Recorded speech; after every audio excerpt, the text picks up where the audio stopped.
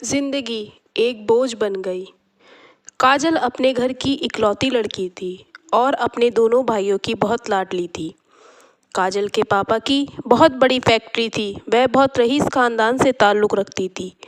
वह बहुत ज़्यादा जिद्दी हो चुकी थी क्योंकि उसके बिना कहे उसको सब चीज़ मिल जाती थी और वह जिस भी चीज़ को अगर एक्स्ट्रा कहती भी थी तो उसको वह एकदम उसके सामने हाजिर कर देते थे। इस तरह के लाड प्यार में वह काफ़ी बिगड़ चुकी थी, लेकिन वह कभी भी अपने संस्कार को नहीं भूली। थोड़े दिनों बाद उसकी शादी के लिए उसके घर वालों ने एक अच्छा सा लड़का देखा। वह लड़का भी काफ़ी दिखने में बहुत हैंडसम था और बहुत ही ज़्यादा संस्कार वाला था, बहुत पैसे वाला भी था। उन्होंने सोचा कि हमारी बेटी काजल यहाँ पर बहुत खुश रहेगी, जैसे वहाँ पर खुश रहती है ऐसी वह वहाँ पर भी खुश रहेगी। लेकिन होनी को तो कुछ और ही मंजूर था। उसकी शादी अजय से हो गई। सब कुछ बहुत अच्छा चल रहा था। अजय भी काजल से बहुत प्यार करने लगा था और काजल भी अजय से बहुत प्यार करने लगी थी। वह दोनों बहुत खुश रहते थे, लेकिन एक दिन काजल को बाहर खाना खाने जाना था। अजय ने कहा भी कि आज मैं नहीं जा सकता, मेरी तबीयत कुछ ख़राब है, लेकिन काजल नहीं मानी। काजल थोड़ी सी जिद्दी। काजल ने सोचा यह ऐसा कह रहे हैं और मेरे को टाल रहे हैं। वह दोनों जा ही रहे थे खाना खाने, पहुंचने ही वाले थे रेस्टोरेंट में, तभी उनका वहां पर एक्सीडेंट हो जाता है। एक्सीडेंट में अजय को थोड़ी बहुत खरोच आती हैं और काजल का सिर था वह जाकर बोनट पर लग जाता है। काजल को बहुत ज़्यादा चोटें आती हैं। दोनों को अस्पताल में एडमिट कराया जाता है और उनके घर वालों को इन्फॉर्म कर दिया जाता है। डॉक्टर बताते हैं कि अजय बिल्कुल सही है, उसको थोड़ी बहुत चोट आई है, लेकिन हमें काजल का ऑपरेशन करना पड़ेगा। काजल की आँख के पास थोड़ी सी चोट आई है। काजल का ऑपरेशन शुरू हो जाता है।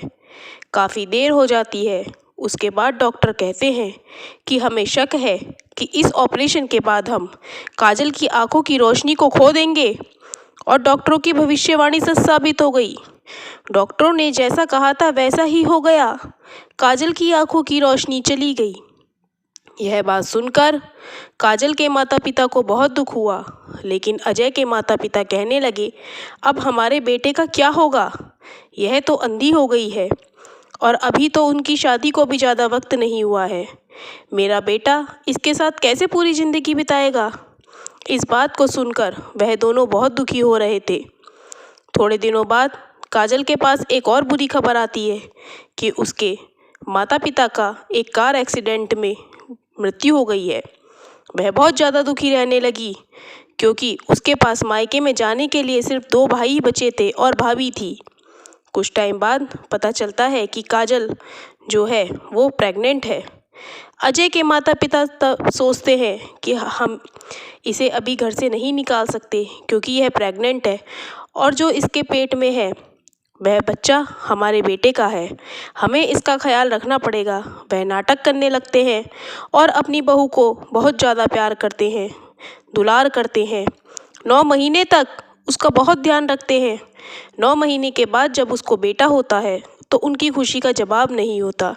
वह उसके बेटे को और बहू को घर ले आते हैं।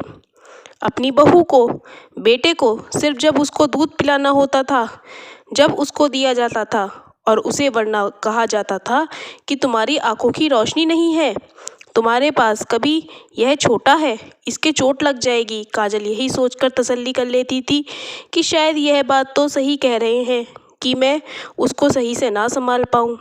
वह अपने मन को तसल्ली देती रहती। थोड़े दिनों बाद अजय काजल से कहता है कि चलो आज मैं तुम्हें तुम्हारे घर लेके चलता हूँ। वह खुश हो जाती है कि मुझे मेरे भाई से मिलाकर लाएंगे।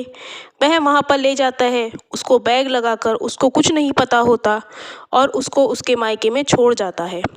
शुरू में सब बहुत खुश होते हैं। उसके भाई के बच्चे भी उनसे चिपकते हैं कि बुआ आ गई है, बुआ आ गई है। लेकिन जब वह अपने कपड़े बदलने के लिए बैग को हाथ लगाती है तो वह समझ जाती है कि यह तो मेरे को आजीवन यहीं छोड़ गए हैं, क्योंकि यह तो मेरा सारा सामान है। वह बहुत ज़्यादा दुखी रहने लगती है। वह समझ चुकी थी कि अब मैं अजय के लिए सिर्फ एक बोझ ही रह गई हूँ और अपने बच्चे को भी नहीं छू पा रही थी।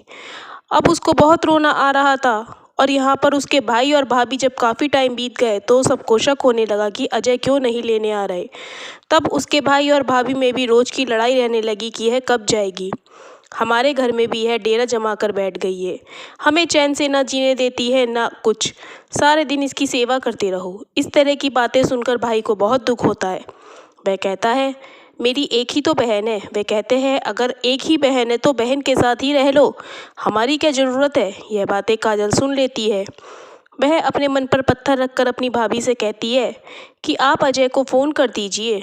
भाभी अजय को फ़ोन कर देती है। वह कहती है, आप मुझे लेने क्यों नहीं आ रहे हो। वह कुछ जवाब नहीं देता।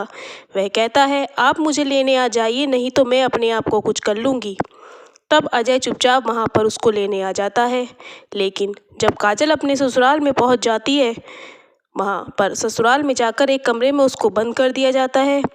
उसे उसके बेटे से भी नहीं मिलने दिया जाता। वह कहती है, मुझे अपने बेटे को एक बार छूना है। वक्त ऐसे ही बीत रहा था। थोड़े दिनों बाद उसका भाई उससे मिलने आता है। उसका भाई उसे बताता है कि इन्होंने अजय की दूसरी शादी कर दी है।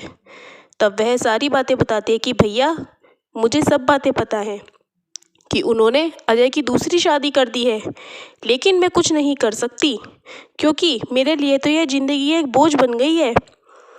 मेरे लिए तो यहाँ ससुराल में भी और मायके में भी नरक है, क्योंकि अगर मैं मायके में गई तो आपकी ज़िंदगी नरक बन जाएगी, आपकी ज़िंदगी भी आपसे दूर चली जाएगी, तो आप मुझे मेरे हाल पर छोड़ दीजिए। भाई को बहुत दुख हुआ और भाई रोने लगा। वह कहते हैं, भैया आप मत रोइए, मेरी जितनी भी ज़िंदगी है मैं ऐसे ही काट लूँगी। अब काजल समझ चुकी थी कि उसकी ज़िंदगी ज़िंदगी नहीं रही, सिर्फ सब लोगों पर एक बोझ बनकर रह गई है। तो दोस्तों, अगर आपको मेरी कहानी अच्छी लगे तो आप मेरे चैनल को सब्सक्राइब कीजिए और मेरी कहानी कैसी लगी इसको कमेंट सेक्शन में ज़रूर बताइए। धन्यवाद।